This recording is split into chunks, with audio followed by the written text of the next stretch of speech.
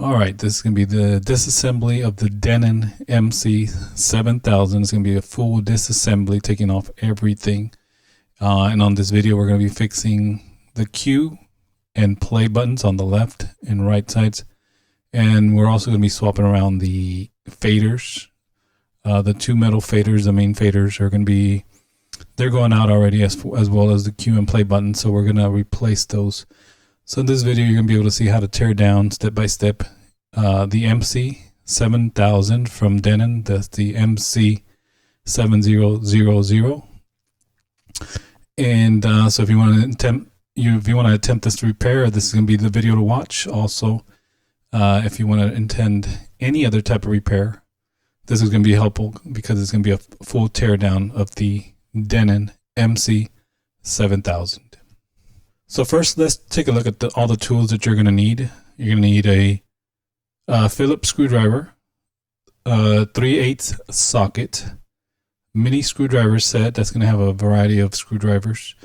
You're going to need some solder. You're going to need the new cue and play buttons. I bought a set of 5 on eBay. I'll put the link so you can buy the same if you're going to plan on doing this upgrade. We also need the new volume faders pictured here, and those are also going to be from eBay. I'll send the link. I'll put the link on the description.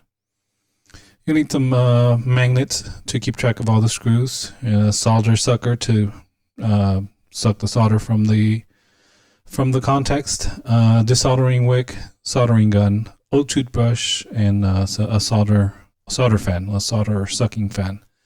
And you'll probably see a couple other things that I might have forgotten to mention, but these are the main things that you're going to need to tear apart and desolder and put back the other items. All right, so let's get started with our video. First thing we got to do is plug it in.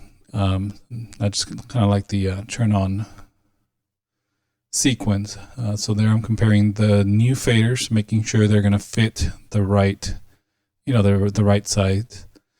And there are the buttons. You can see them at the bottom. I didn't put them on the camera, but those are the cue play buttons that I'm going to be changing in this video. So let's go ahead and take off all the caps. It's going to be sped up so you don't have to wait through it, but these are all the caps that are going to be removed. You need to remove every single cap and every single fader cap as seen here. Now those two I couldn't take off at this time, but they do have to come off. Okay, let's go ahead and plug it, power it down.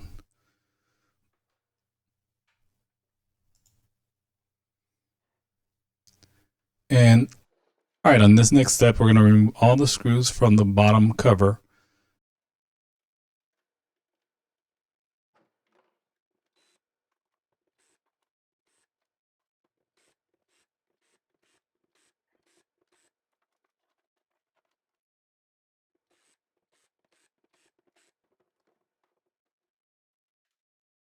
Then we're going to start with disassembling the internals. Those 3 brackets have to come off first. As you can see, I'm holding a magnet to hold all the screws together for this section.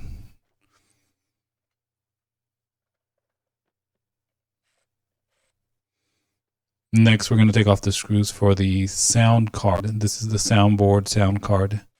Those are the bottom screws, and we also have to take off the screws on the back side. Every single screw you can see on the back side has to come off.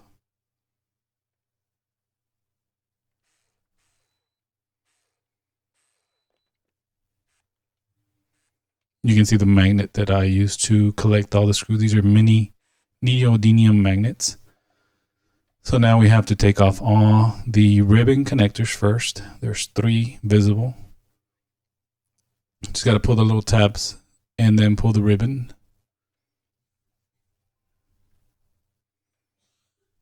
Now we can take off, once we remove all the screws and the ribbons, then you can pull off the soundboard. You got to be careful you don't do what I did here. Yeah, it just slides in there and just got to pull it out carefully. I couldn't figure out how to take it off, and then finally I did. So we're going to continue to remove all the other connectors that are connecting the soundboard to the main boards.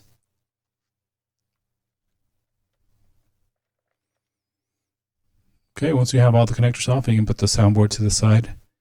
And first thing we're going to do is, or the next thing we're going to do is remove the top metal cover. And this one's going to have a small Allen wrench type of, head. It's like, what do they call it? Hexagonal, has six points and 6 sides, but it's a very small one. So that's why you need the small. Okay, here's where I remove the stop time knobs. I use the top plate to push it out a little bit. And we do have to take off all the screws on the top. All the screws on the top and then on the left and on the right. These are the ones on the right coming out to remove the top metal cover.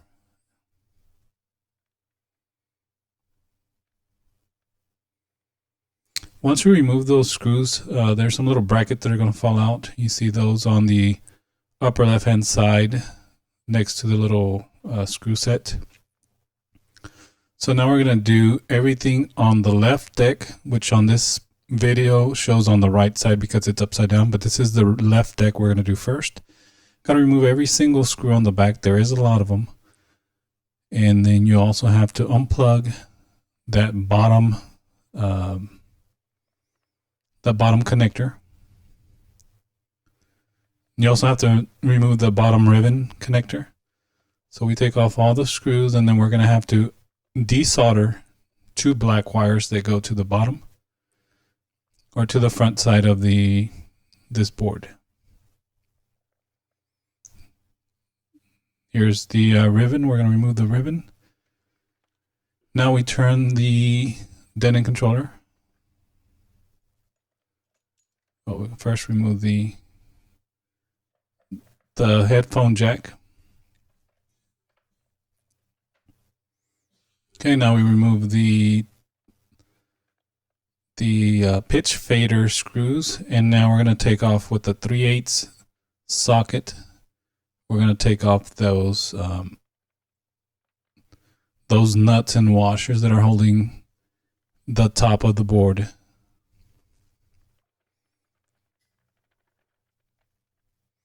These can come off just by hand. You don't have to use any force on them. They come off pretty easily.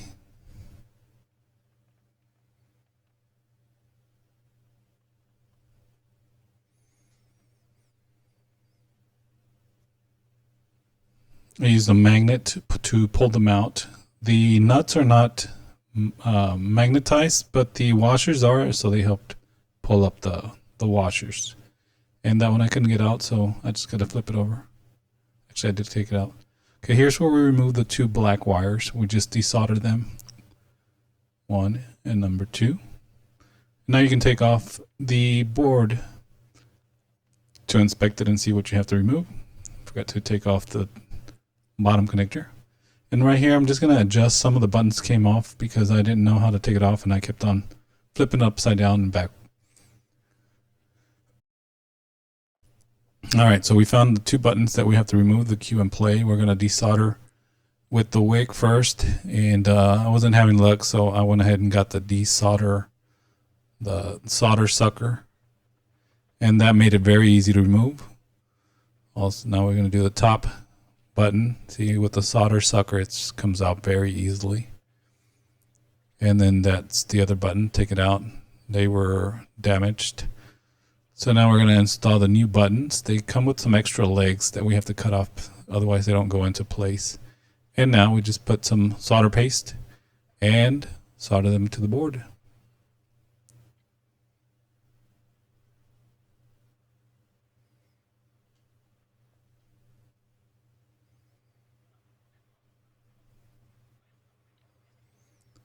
Go ahead and clean up some of these pads, and then make sure you reseat every single button because some of them do move, so you just got to make sure they're seated correctly. And now we're going to put everything back, starting with the 2 wires we desoldered. Don't forget that bottom connector to pull the bottom ribbon through. And now you can just connect everything back. Put that bottom ribbon into the thing, make sure the tabs are pulled out, and then push them back in. And then we solder the two black wires, which I believe are ground wires.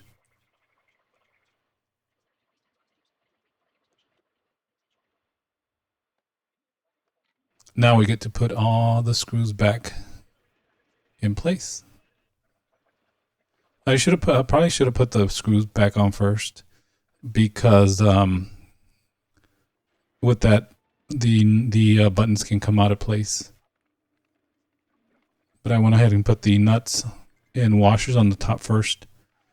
But if you do this, might want to put the screws, all the screws in the back first, and then put the nuts. All right, so let's put all the screws back up there. That little bracket, I didn't show taking it off, but it does have to come off. It has one screw on there. And now we put all the screws back on.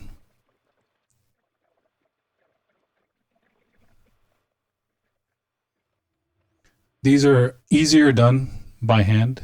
That's where I use my my little multi screwdriver set.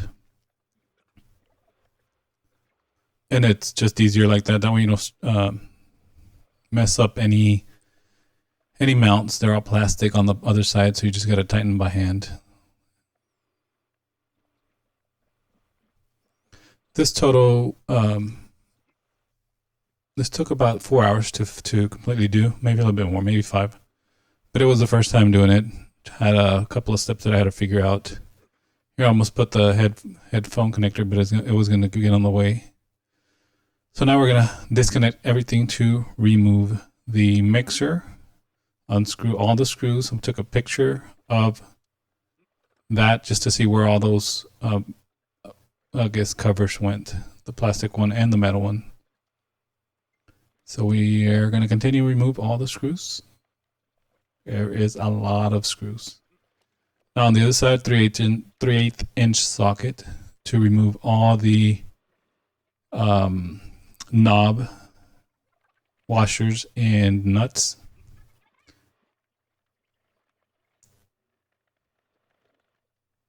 This one has more. This one has the most washers and nuts. It's holding most of the mixer board from the front or the top.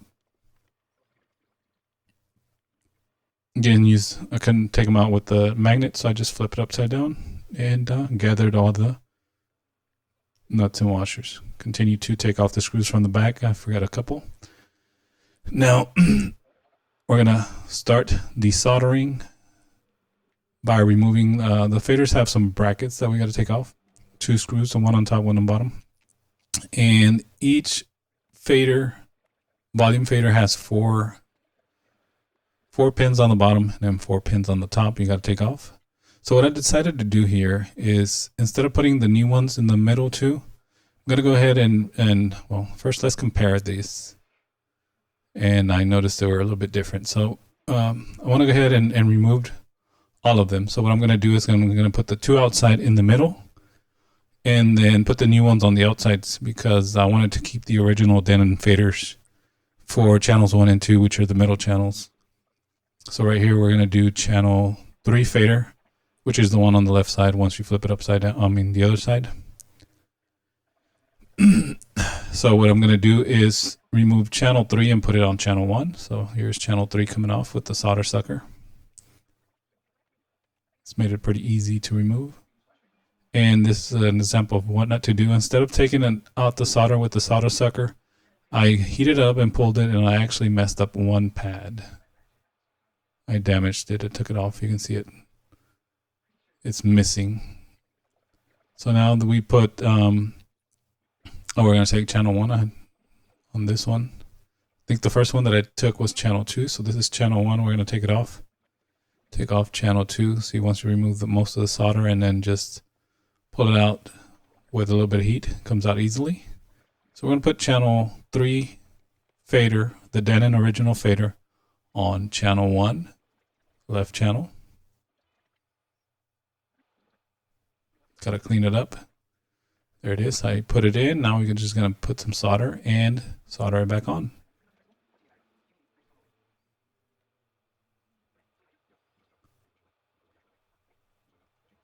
Four on the bottom, 4 on the top. Make sure it's seated flat. and we got good solder. So now we're going to remove, this is channel 4 fader. And channel 4 fader is going to go on channel 2, which was the first fader that we took off, and it's already off. So we're just going to take this one off. Again, solder, suck all the solder off, and then wiggle it out. Put it on channel 2. And this is the one that was the most messed up. Channel 2 was the one that was already gone out. And I hadn't used the mixer in 4 events because of it.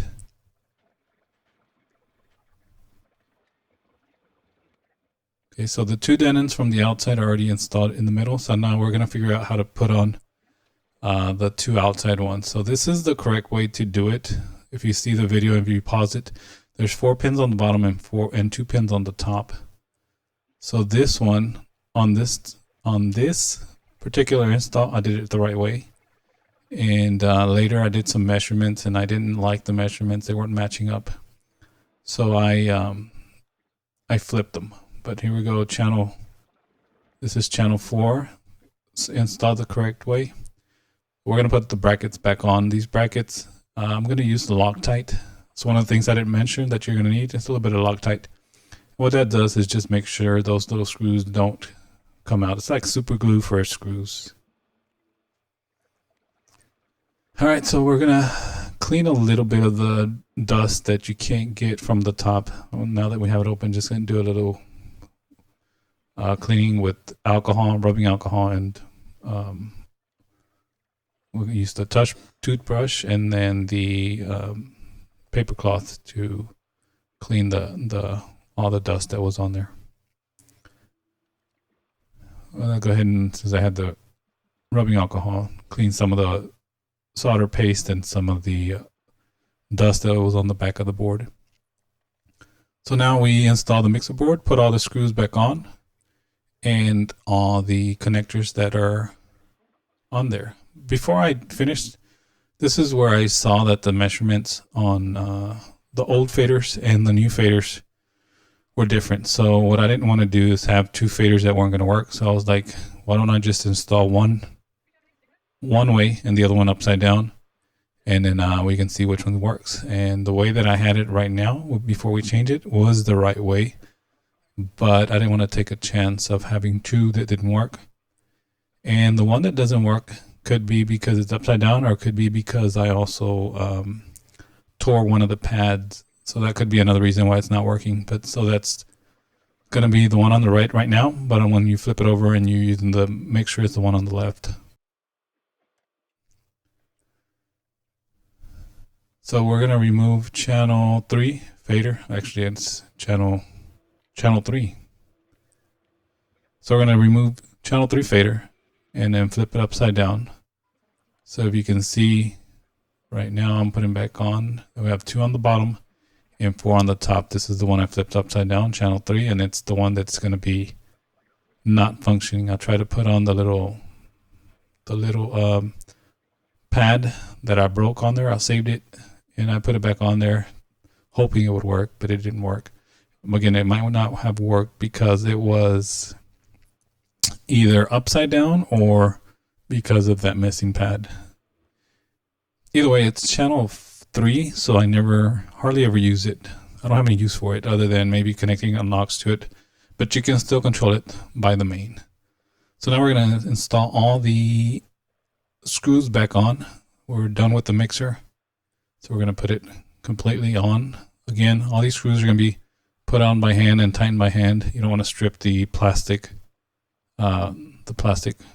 receptor for the screws. And here I have my picture out, making sure that I put these 2 covers where they were originally. The bottom one is metal. I don't know why they have a metal deflector. I don't know if it helps with anything. I don't know what the use of it is there, but it is a metal. It is conductive, or it seems conductive. It could be aluminum. So now we put, again, I took a picture of the top before I removed all the nuts and washers from the knobs. So I just want to put them back the same way they were.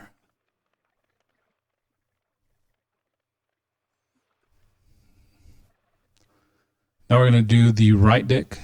On this is upside down, so it's the left side. And on this one, we're going to do also cue and play. Let's take off all the screws. There's a lot of screws. You got to take them off by hand. It's a lot easier because I didn't have a. If you have a small screwdriver that has these small tips, you probably use a small screwdriver. But I didn't have one, so I just had to do it by hand. It just took longer. Now we take off the nuts and washers from the top. And still had a few screws left on the bottom. And one of those wash nuts was, I forgot the 2 screws for the fader. And now it comes out. So this one we're going to change the cue and the play. Put a little solder. We already know what we're doing, so we're just going to take off the solder with the solder sucker. And once you get all that solder out, you can go ahead and wiggle it carefully so you don't do what I did earlier and mess up those pads. You don't want to mess up those pads because you don't know where they go to. So the little legs are kind of crooked. They bend them when they put them on. So it took me a little while to take these off. But as long as you take off all the solder with the solder sucker and then you can see the through hole, you should be good. See right that one, the one on the right is still not completely taken off. So to make sure you take off all the solder that's in there, otherwise you're going to pull the pad.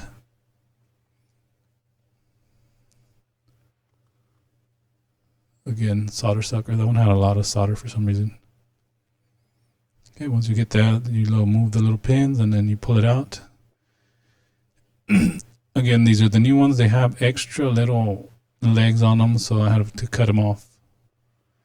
And then they go in smoothly. These don't have a right way or a wrong way. They just go in either way. It's a button. It's connecting 2 wires or completing a circuit. Now, you can put those black screws, black wires back on and solder them. They're probably ground wires. And so they take a little bit more heat. I have my gun set to 420 degrees.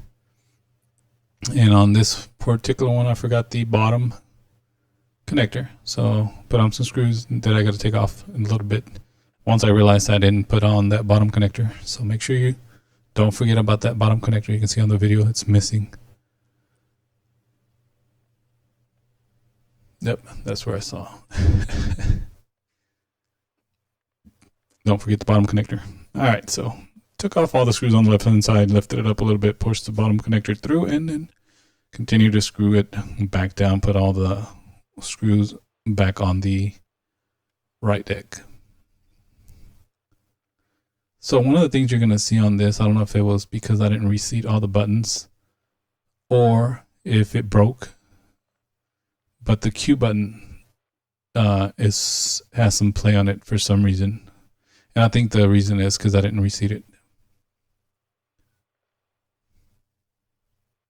But at the point that I figured it out was I didn't want to take off all those screws again. It's a lot of screws. This was already about 11 o'clock at night. So I was tired. All right. Putting the last few things in, putting all the, right there's where I noticed the cue button had some play. Thought about it and I was like, nah. So now we're going to put the soundboard back on. Make sure you connect all the cables back on there. It's pretty easy to reconnect. I didn't have to label anything. All of those have different sizes. Those ribbon cables are also easy to put on or off. If you need me to do this video slow down with those ribbon cables and how they come off and go on, I can go ahead and do that like a short clip. I'll probably go ahead and do a clip of how to remove those ribbon cables. If you've never removed a ribbon cable, then you probably need to see that video.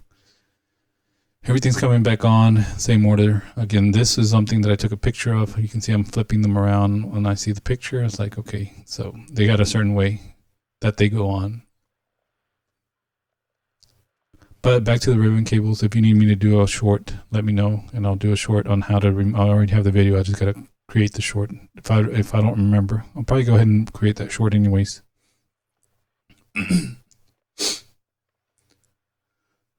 All right, now the little brackets are coming back on, and without those brackets, those side screws would not turn on, would not install. And but you'll see when if you ever do this, you'll see they'll just slide out. They'll come out once you take off every screw on the side. So now we're going to put all the screws back for the soundboard. I'm going to do a few of them at this time just to keep it in place. I did all the XLR ones. And then I'm going to go ahead and continue to do the bottom. Actually more, yeah. So I wanted to test everything. You can see the CUE on the right is the one that kind of has some play. I'm moving it around, but it still works. I want to test everything before I close everything up. See, the CUE play is working. I tested it, so it's working really good. Faders, testing the faders. That's the one that didn't. The only way I can, the fader's not working, but the top gain is working. So I would have to adjust it. If I use channel 3 on the left, I would have to use the gain button to control the volume, which is not advised anyways, but it is what it is. Here again, I'm playing around with the CUE button because it's loose, but all the buttons worked. Faders worked, except for number 3. And that's the other reason I moved the outsides to the inside just in case. Because that would suck trying to mix with the main input gain knob. So now we're doing the back cover, putting all the screws back in. All 15 or 16 of them, probably more.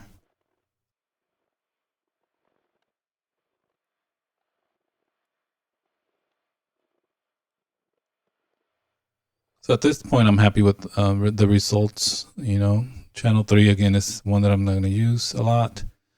The CUE button is, you know, I'll have to play around with it, get used to it. It does slide around. So now I'm putting all the top screws back on. All the top cover screws are coming back on. There's a lot of them, a lot. This has probably the most screws of anything.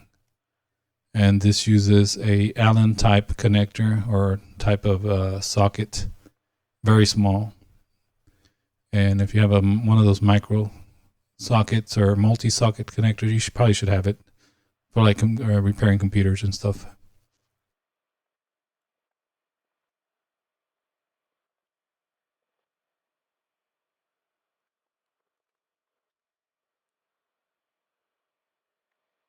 You don't have to touch the crossfader. This one doesn't even come off at all.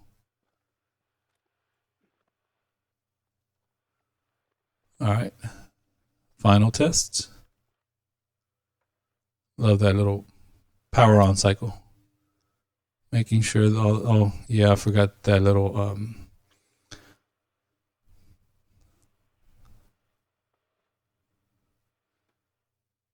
the pitch faders have 2 lights on the one on the top, one on the bottom, 3 lights, one in the middle, one on the top, one on the bottom. And on the left deck, I forgot to put the little plastic that shines the light through. So 3 things that went wrong. The CUE button on the right is loose. The fader 3 is upside down. And then one of those connectors on the left deck, or one of those lights is not showing up. So we're going to go ahead and connect the mixer controller, the Denon MC7000, and do the final test just to make sure everything's working. Choose the Cupid song. CUE button's working, but it's loose.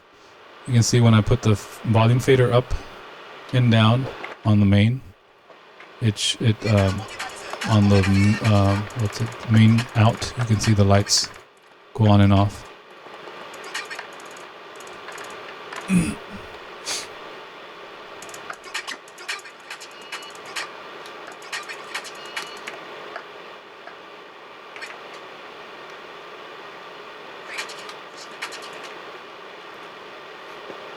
Just got to make sure everything's working correctly.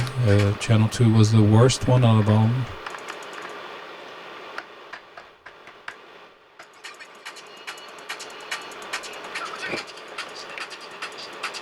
Effects work. CUE button works. Alright, now the left side. Let's try the left side. Same song, keep it shuffle. CUE play button works. R fader. If the fader's down, you don't see nothing in the middle. LEDs.